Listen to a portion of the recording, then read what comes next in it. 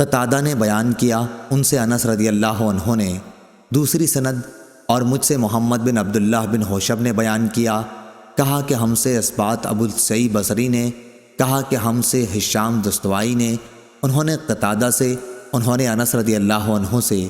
کہ وہ نبی کریم صلی اللہ علیہ وسلم کی خدمت میں جو کی روٹی اور بدبودار چربی سالن کے طور پر لے گئے۔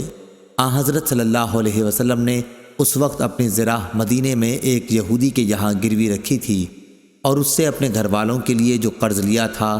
میں نے خود آپ صلی اللہ علیہ وسلم کو یہ فرماتے سنا کہ محمد صلی اللہ علیہ وسلم کے گھرانے میں کوئی شام ایسی نہیں آئی جس میں ان کے پاس 1 سا گیہوں یا 1 سا کوئی غلہ موجود رہا ہو،